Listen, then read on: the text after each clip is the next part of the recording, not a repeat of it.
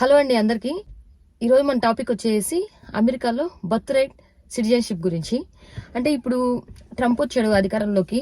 జనవరి 20వ తారీఖు చాలా స్పీచ్ మాట్లాడారు. అలాగే కొన్ని డాక్యుమెంట్స్ మీద సంతకం పెట్టడం అనేది జరిగిందనమాట. దాంట్లో ఉన్న స్టేట్మెంట్ ఏంటి, లేకపోతే అసలుకి ఫర్దర్ గా దానివల్ల ఎలాంటి మనకి ఇంపాక్ట్ జరుగుతుంది ఏంటి అనే విషయాలు అయితే మనం అందరికీ అర్థమయ్యే భాషలోనే మాట్లాడుకుందాము. సో ఇప్పుడు ముందుగా వచ్చేసి చాలా మంది నాకు ఫోన్ చేసి అడుగుతూ ఉన్నారు. మా ఫ్రెండ్స్ కూడా చాలా మంది మెసేజెస్ చేస్తూ ఉన్నారు.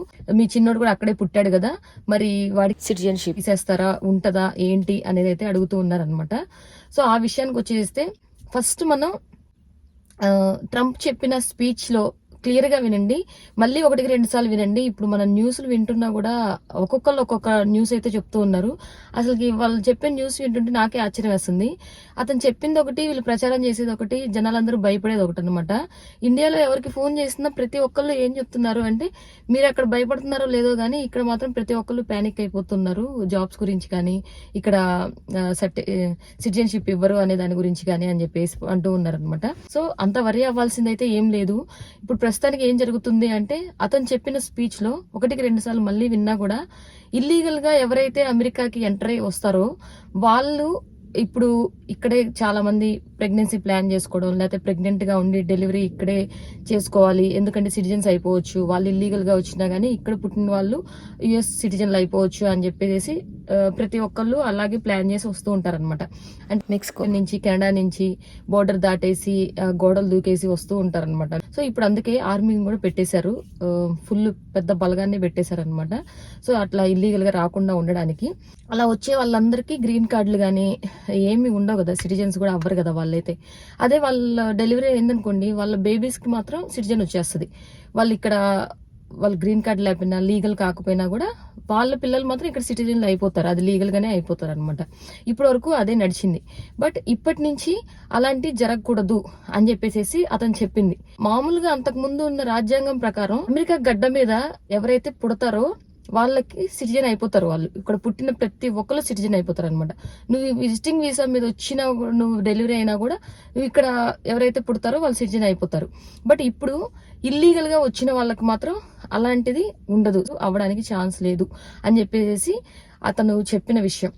అలాగే ఇప్పుడు ఎవరైతే H1 మీద ఉంటారో వాళ్ళందరూ లీగలే అవుతారు. కానీ వాళ్ళల్లో ఒక్క పేరెంట్ కైనా సరే గ్రీన్ కార్డ్ గానీ సిటిజన్ గానీ అయి ఉన్నారు అనుకోండి, వాళ్ళకి ఇప్పటి నుంచి పుట్టబోయే వాళ్ళకి సిటిజన్షిప్ ఇస్తారు. లేదు అంటే మాత్రం సిటిజన్షిప్ అనేది ఇవ్వరు. అది కూడా జనవరి 20 అతను ఓకే చేశాడు కాబట్టి ఫిబ్రవరి 20 నుంచి ఇది అమల్లోకి వస్తుంది. 1 మంత్ టైం ఉంటుంది. సో ఈ లోపు ఎవరైనా డెలివరీస్ ఉంటే మాత్రం ఫిబ్రవరి 19 లోపే డెలివరీ చేసేసుకుంటే వాళ్ళకి ఎలాంటి ప్రాబ్లం ఉండదు. ఫిబ్రవరి 20 తర్వాత ఎవరైతే ఉంటారో వాళ్ళకి మాత్రం పేరెంట్స్ ఉంటేనే ఇస్తారు. లేదా పేరెంట్స్ ఏ కంట్రీకి చెందిన వాళ్ళు, వీళ్ళు పుట్టిన వాళ్ళు కూడా ఆ కంట్రీకి చెందిన వాళ్ళ కిందనే వచ్చేస్తారు. అది కూడా కన్ఫర్మేషన్ లేదు. ఎందుకు అంటే ఇది రాజ్యాంగ సవరణ. ఇప్పుడు ఈ సవరణ మార్చాలి అంటే ప్రెసిడెంట్ అయిన ట్రంప్ ఒక్కడిదే కాదనమాట. ఇది అమలు చేయాలి అంటే చాలా ప్రాసెస్ ఉంటుంది. అలాగే ఇప్పుడు ఇది కోర్టులో నడుస్తుంది కాబట్టి సుప్రీంకోర్టు దాకా వెళ్ళి ఫిబ్రవరి 25వ తారీఖు తర్వాత కోర్టుకి వెళ్తుంది. ఆ కోర్టులో వాళ్ళ జడ్జిలు అనేది ఎలాంటి తీర్పిస్తారు అనే విషయాన్ని బేస్ చేసుకునే ఈ కేసు మొత్తం నడుస్తుంది అనమాట. ఒకవేళ ట్రంప్ కు సపోర్ట్ గా చేస్తే మాత్రం ఇప్పుడు మనం చెప్పుకున్నదంతా నిజమవుతుంది అనమాట. ఇప్పటి నుంచి ఒక రూల్ అనేది స్టార్ట్ అవుతుంది. పేరెంట్స్ ఉంటేనే ఇస్తారు, గ్రీన్ కార్డు ఉంటేనే ఇస్తారు, లేదు అంటే మాత్రం ఇవ్వరు. ఒకవేళ సుప్రీంకోర్టు గానీ ట్రంప్ కు సపోర్ట్ చేయకుండా దానికి ఆపోజిట్ గా తీర్పు వచ్చింది అంటే మాత్రం మళ్ళీ back to normal as usual గానే ఇక్కడ బర్న్ అయిన ప్రతి ఒక్కళ్ళకి సిటిజన్షిప్ అనేది వచ్చేస్తుంది. సో మెయిన్ అయితే అదే అనమాట.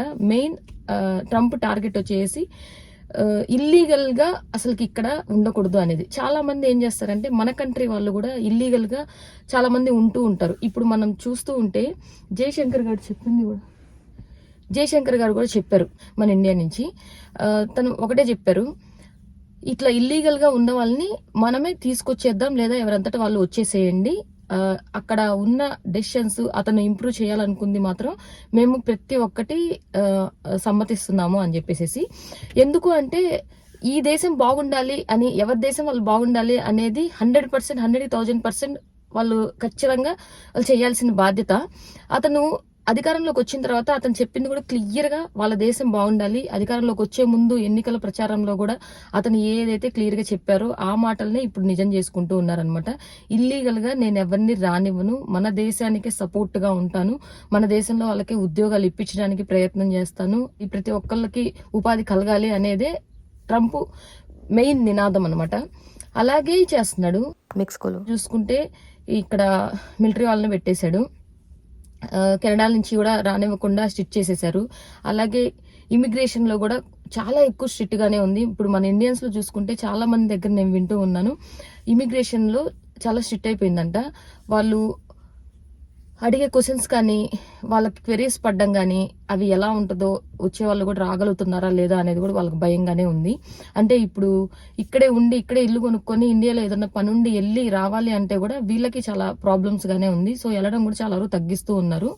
And one more thing, H1B మీద వర్క్ చేస్తూ ఉన్న వాళ్ళకి కూడా ఉద్యోగాలు తక్కువగా ఉన్నాయి లేదా ఇంటికి పంపించేస్తారు, ఇలాంటివి కూడా మనం వింటూ ఉన్నాము.